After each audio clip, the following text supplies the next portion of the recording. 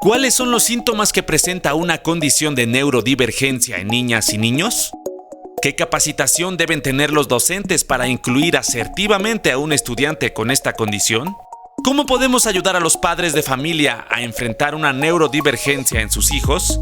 Pero sobre todo, ¿cómo podemos lograr que nuestros hijos neurodivergentes se acepten y superen las adversidades que deberán enfrentar? De todo ello conversaremos en esta segunda y última parte de nuestra charla con la psicoterapeuta Yolanda Ballet. Comenzamos.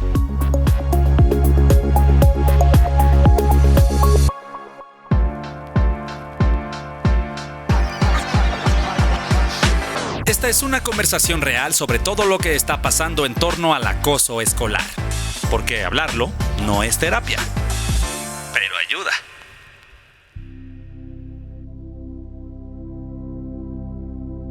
Y precisamente con esto que estás diciendo de cómo ellos se van sintiendo, ¿no? O van interpretando, ¿no? En todo lo que los adultos a su alrededor los comienzan a llamar o etiquetar.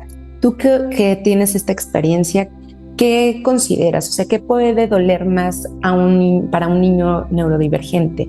¿Las características propias de su condición o la forma en la que las demás personas reaccionan ante estas condiciones? Nosotros nacemos como un libro en blanco, ¿no? O sea, no tenemos como esa conciencia. Si tú a un niño de 3, 4 años le dices, eres un superhéroe, él se lo va a creer. Si tú le dices a una niña, qué hermosa eres una princesa, ella se lo va a creer. ¿Sí me explicó? Pero si tú a un niño le empiezas a decir, eres un tonto, eres un flojo, te equivocaste, ¿no? Eso es lo que ellos van a empezarse a formar. ¿Sí me explicó? Ahora, si estas palabras vienen de las personas más importantes de la vida, ¿que quiénes son? Pues en primer lugar, papá y mamá, ¿no? Pero después también vienen de los abuelitos, los tíos, la familia directa. Y además vienen de los docentes, pero es con quien más convive un niño, una niña. Entonces imagínate cómo se va creando esta autoestima. Ahora, ojalá pudiéramos parar esa bola de nieve, que así le llamo yo, ahí, en una baja autoestima. El problema es que esto se nos va complicando. ¿Por qué? Pues porque el niño, la niña, pues no se siente capaz, ¿no? Siente que no está pudiendo con estos requerimientos que le pone la sociedad, ¿no? Porque eso es eso. Es como un estándar en el cual tú tienes que encajar. Pero yo no encajo ahí, ¿no? O sea, yo lo hago de una manera diferente. Sí, no, tú tienes que encajar en esto. Entonces, ¿qué pasa? Como bola de nieve se nos complica porque ahora el niño, la niña, empieza a caer en depresión o en ansiedad porque no puedo cumplir con todo esto. Porque mi mamá quiere que me porte bien, mi papá que saque buenas calificaciones, la maestra que me porte bien en el salón, mis compañeros que haga un buen trabajo de equipo. ¡Wow! No puedo con todo esto. No puedo. ¿Sí me explicó? Todos me exigen. Y entonces, pues empiezo a caer en depresión o en ansiedad, ¿no? Y el niño, la niña, pues dependiendo de su edad, no sabe ni siquiera cómo comunicarla. Entonces empezamos a ver otras acciones que quizás sean como está más contestón, o está llorón, o a lo mejor se encierra en su cuarto, ¿no? Y dependiendo de la etapa, si ya es un niño que empieza a entrar en la adolescencia, ¿qué decimos? Es parte de la adolescencia, ¿no? O decimos, es el cambio de la primaria a la secundaria, por eso también está reprobando materias, por eso está así, ya se le pasará. Y si no lo tratamos a tiempo, no lo identificamos, como bola de nieve, este niño, niña, adolescente, ¿cómo se siente mejor? ¿Cómo se la cura? Y lo digo entre comillas. Pues empieza a recurrir, ¿no?, a otras situaciones, como el alcohol, el tabaco, drogas, cutting, videojuegos, pornografía. Y como vimos, ya se nos fue complicando. Y ahora para esa bola de nieve. ¿Sí me explicó? Entonces, eso es lo importante de poder identificar cuando hay una neurodivergencia. ¿Sí me explico? Eso es lo más importante, porque cuando yo la identifico, ¿no?, la puedo tratar. y de alguna manera parar esa bola de nieve. ¿Vale? Yolanda, para tenerlo un poquito más visible para aquellas personas que a lo mejor no estamos tan familiarizadas o no tenemos como cercanía tan seguido con infancias, ¿cómo se ven estos síntomas que además muchas veces pueden ser malinterpretadas por los docentes o por los mismos padres? Ya nos mencionaste algunas, como a lo mejor es muy rebelde o muy inquieto, pero ¿cómo se ven? ¿Cuáles son esos síntomas? Ay, te tendría que hablar de cada uno de los trastornos del neurodesarrollo, ¿no? Porque se ven distintos, o sea, a lo mejor el trastorno por déficit de atención tiene 3 síntomas, que es inatención, hiperactividad e impulsividad. La inatención no quiere decir que no preste atención. Claro, se siente y quiere ver a la maestra y apuntar y tomar la clase. Lo que pasa es que no sostiene la atención. Al cabo de 2 minutos, si además le cuesta trabajo y la maestra casi no modula y es aburrida, el niño se dispersa. Entonces no sostiene la atención. La hiperactividad, pues pensamos que a lo mejor es el niño que brinca, corre, se trepa las... No, a veces no es así, es más sutil. Simplemente el estar moviendo la pierna, estar jugueteando con algo en las manos, la necesidad de pararme, a lo mejor a tirar la basura o a la hora de la comida, pararme a buscar, ¿no? La catsup o poner el plato sucio en la tarja, ¿no? Entonces, la hiperactividad a veces no o la niña que habla mucho, también ahí vemos la hiperactividad. ¿No? Es esa sintomatología que tenemos que estar muy atentos. La impulsividad es no puedo detenerme, ¿no? Digo lo primero que me viene a la cabeza, soy como muy impaciente, no respeto turnos. Y eso es cuando vemos el trastorno por déficit de atención.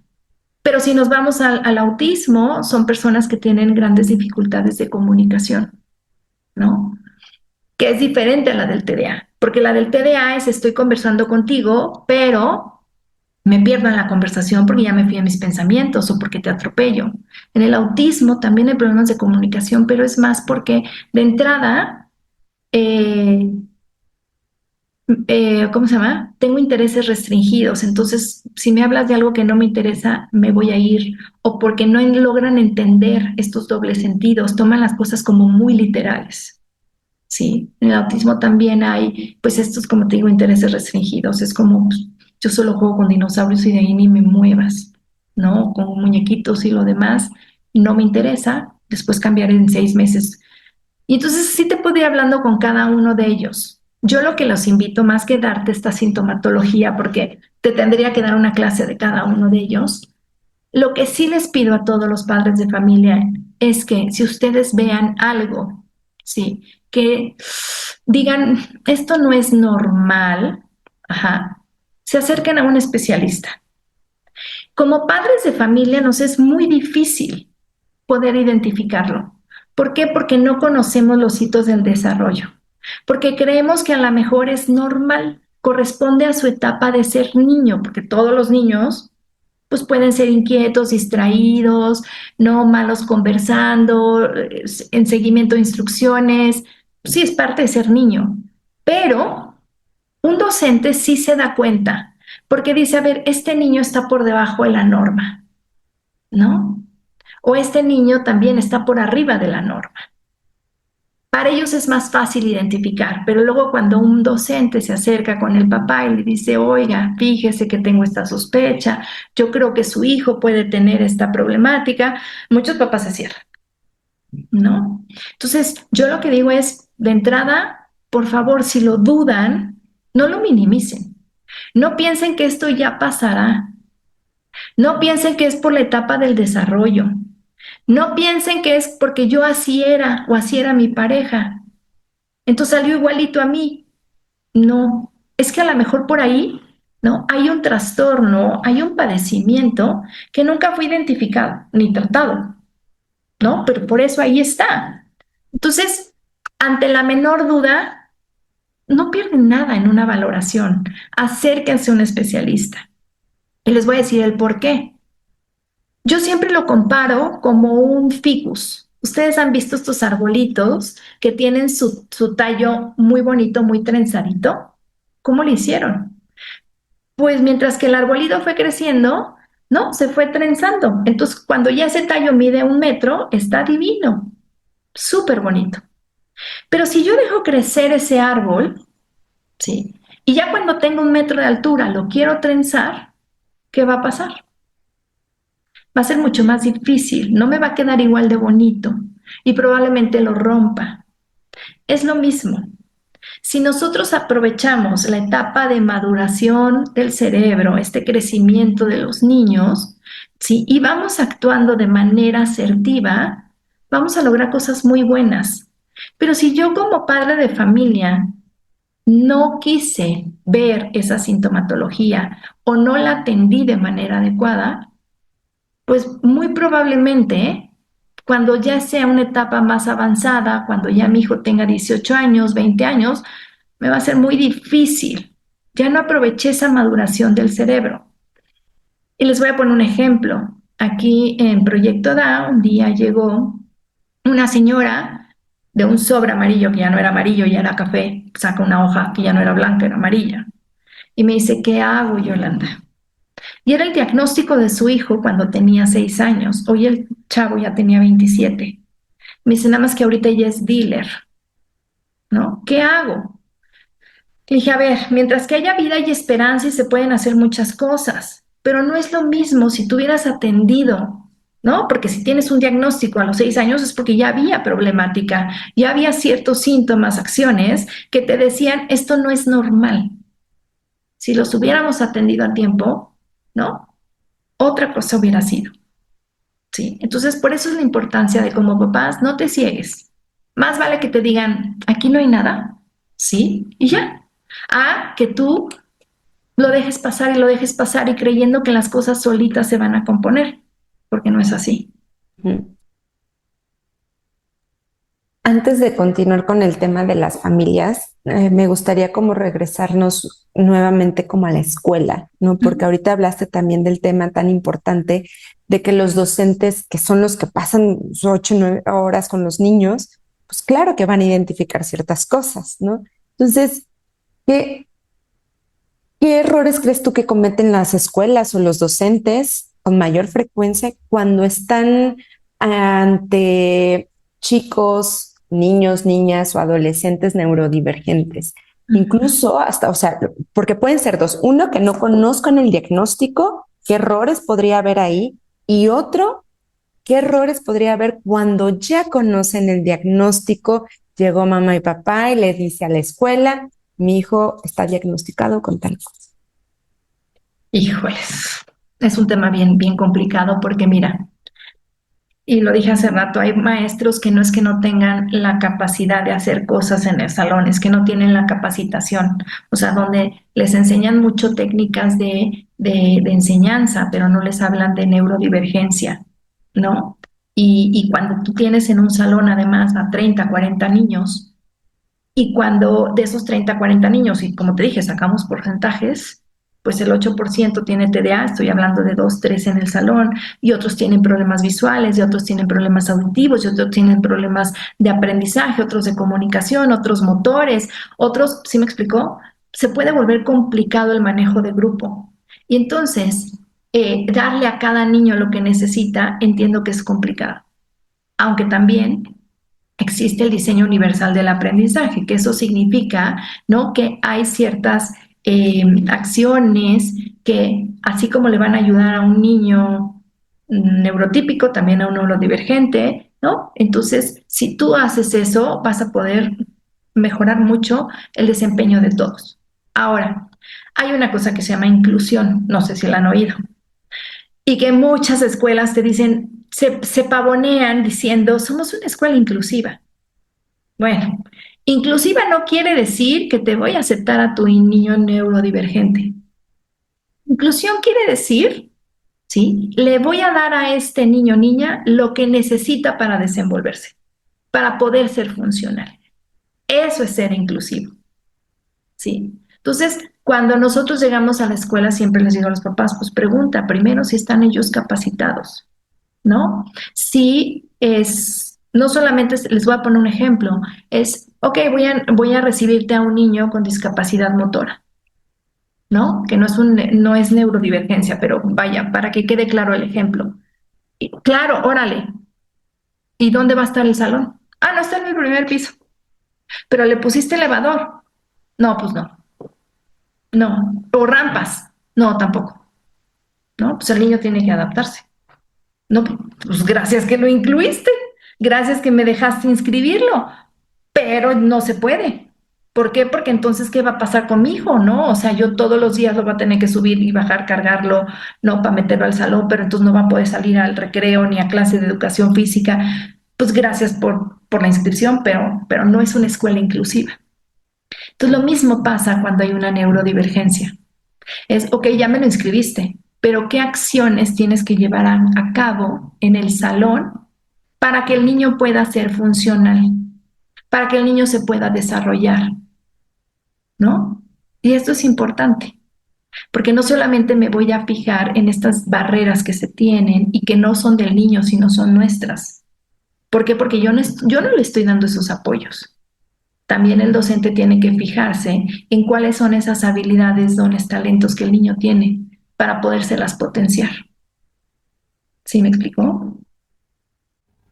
Oye, Yolanda, ya nos queda un poquito más claro. En efecto, en la escuela podría decirse que es más fácil poder ver a la persona diferente. Y en el caso de las familias, te compartí el otro día y me gustaría volver a retomar el punto.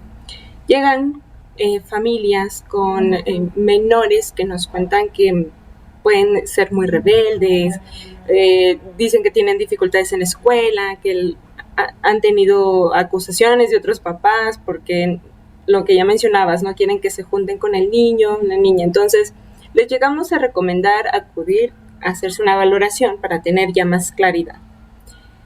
Y muchos padres de familia, madres de familia, llegan a reaccionar con miedo, con enojo, incluso a pensar que es como una etiqueta o si les estuviéramos diciendo algo malo.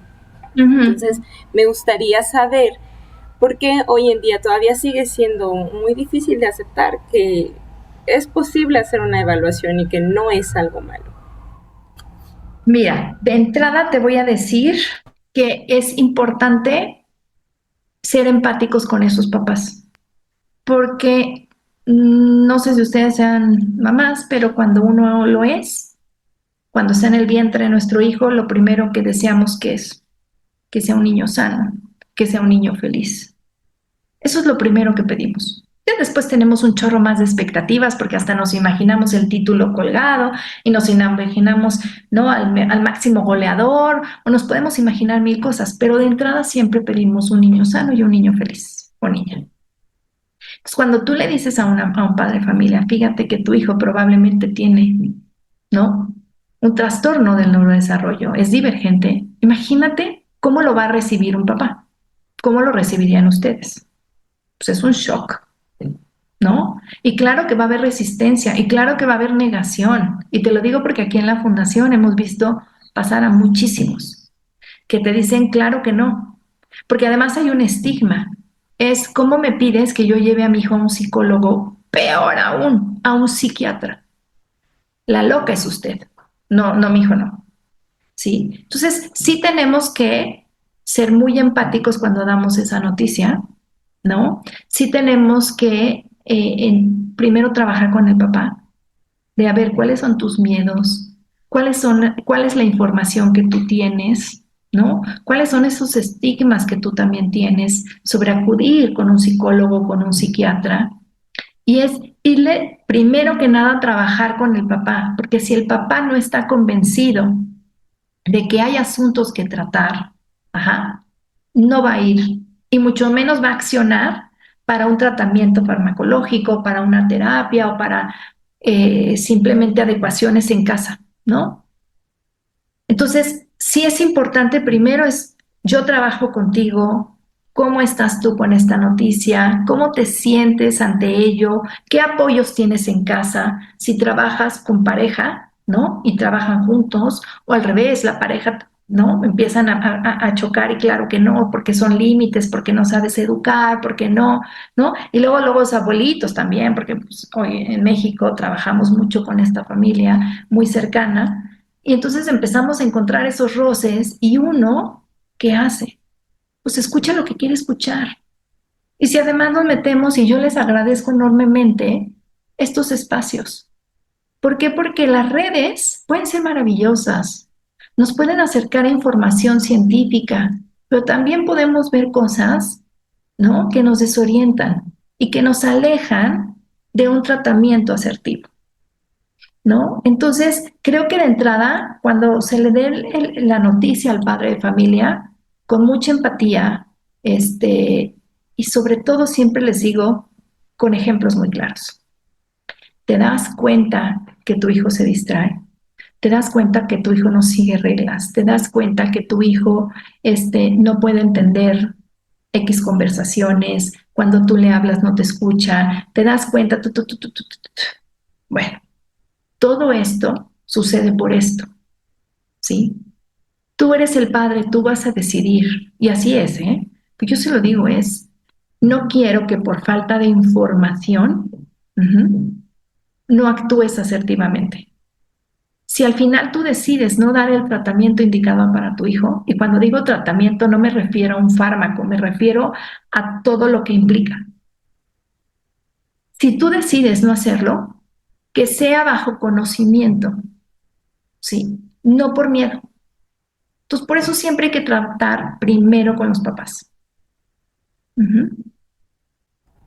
Oye, Yolanda, precisamente ahora que mencionas esta importancia de la información, en este fenómeno que hoy implican las redes sociales, que prácticamente se están convirtiendo en educadores, tengo ahí 2 puntos que me llaman la atención. Yo soy mamá y me sale mucho contenido de crianza y veo y he visto muchos comentarios de que las vacunas son las que están provocando estas neurodivergencias. Y por otro lado también veo que ya todo el mundo se autodiagnostica, ¿no? Incluso hacen contenido en forma de burla, de entretenimiento, diciendo, mi TDA, esto y aquello, que provoca esta información que sabemos que no es la correcta. ¿Cómo más bien padre, madre debe de acercarse a información correcta? ¿Cómo la puede encontrar? Y también, ¿qué piensas de esta información? ¿Cómo también podrían estar perjudicando un diagnóstico real o cómo se pueda acompañar a los niños, niñas y adolescentes que lo estén padeciendo? Claro, yo siempre les digo, a ver, ¿cuál es la fuente? ¿No? O sea, ¿de dónde lo están sacando la información? ¿Hay algún estudio científico que avale esto? ¿Es una institución seria? O a lo mejor es un influencer que simplemente está hablando. Siempre verifiquen cuál es la fuente, ¿no? ¿Quién? Segundo es, pues mira, yo sé que me van a vender remedios, ¿no? Incluso caseros, como lo he visto, el azafrán, pues no le des, que diga el TDA, no le des azafrán, o quítate el azúcar, quítale el gluten, ¿no? Y de verdad una vez una mamá me decía, yo al cereal saco todas las, como iba a decir marcas, pero los frutilupis rojos. Y yo decía, qué barbaridad. Me dice, sí, porque el colorante puede provocar, ¿no? La hiperactividad de mi hijo. Y yo le digo, a ver, si eso fuera cierto, tu hijo no tiene un TDA, tu hijo tuviera una alergia alimentaria, que es la que te lo está provocando. Entonces, siempre es como verificar esta fuente de información, ¿no?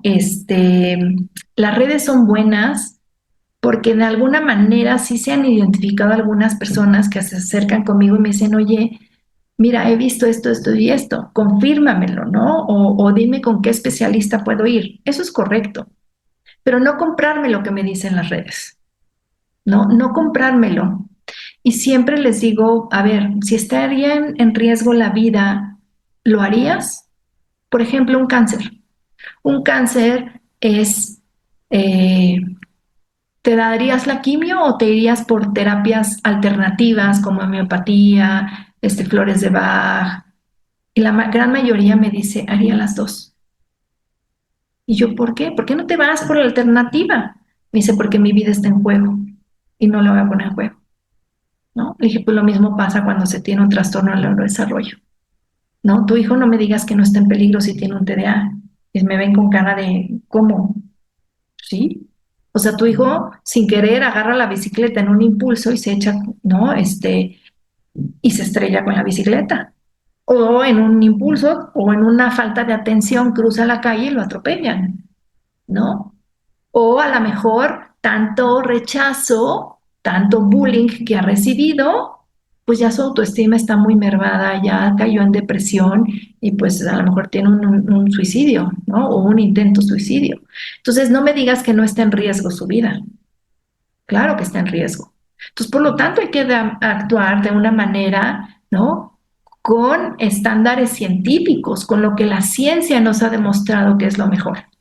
Entonces, siempre les digo que escucha las redes, pero, ¿no? Con cierto recelo y después acércate con un especialista. También eso es importante. ¿Cómo yo le digo al niño o a la niña que tiene un trastorno? ¿Cómo se lo dirían ustedes? ¿Se lo dirían también? ¿Cómo le digo a un niño? Y yo de entrada siempre le digo, claro que hay que decirlo.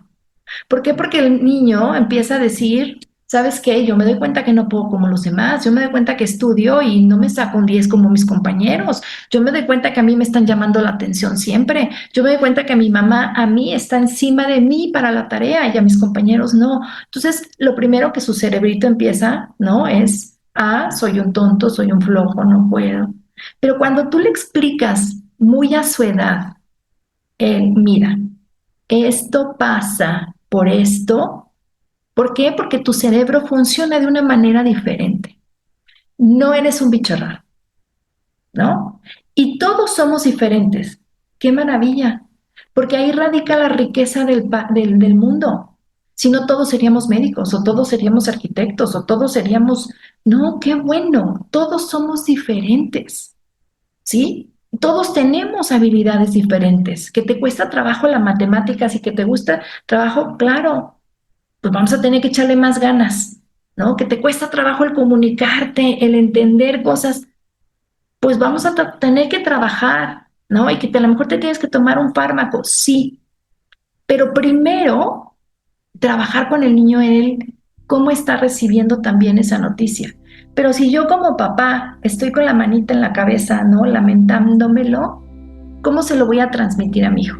Pero si yo se lo transmito sin pena, sin vergüenza, sino como en esta ruleta de la vida, hay gente que es diabético, hay gente que es alérgico a algo, hay que es intolerante a la lactosa, bueno, pues a ti te tocó esto, pero vamos a trabajar con él y vas a llegar a ser muy funcional. Y también le puedo poner casos de mucho éxito. ¿Te gusta el deporte? Pues ahí está Michael Phelps, ¿no? Con TDA, Paola Espinosa, ahorita Messi. No, pues que te gusta mucho la música. Pues también aquí está Mozart, aquí está Beethoven. Oye, que te gusta mucho los actores, pues Robin Williams, Will Smith, ¿no? Y empiezo a poner casos de éxito. Digo, ¿cuál ha sido el problema? Siempre y cuando, ¿no? Nos enfoquemos y hagamos las estrategias, ¿no? Y el tratamiento completo. Y vas a poder ser súper funcional, exitoso.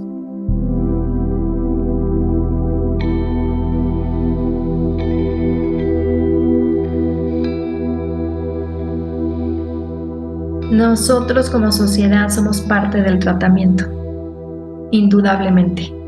Hay que entender que la primera persona que lo sufre es quien lo tiene, ¿no? O sea, quien se da cuenta de sus dificultades, de no lo puedo hacer, me esfuerzo mucho, ya tengo sobrecarga, ya tengo estrés, es la persona. Y de ahí su familia. Entonces, cuando yo entiendo lo que los otros están pasando, es ser empáticos. Ese niño, esa niña, tiene los mismos deseos que los demás, de ser incluidos, de ser respetados, de pertenecer. Y yo tengo que darles ese lugar y esa aceptación. Entonces, cuando nosotros lo entendamos, que somos parte de una sociedad y como parte de esa sociedad, ¿no? Tenemos que cuidarnos y apoyarnos unos con otros, de verdad, México va a cambiar, este mundo también.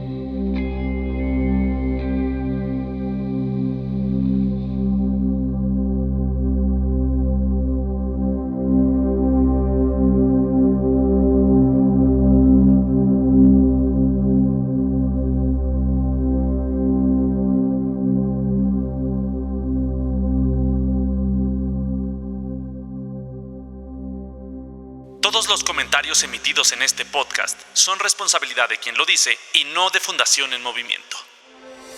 Esta fue una conversación real sobre todo lo que está pasando en torno al acoso escolar. Porque hablarlo no es terapia.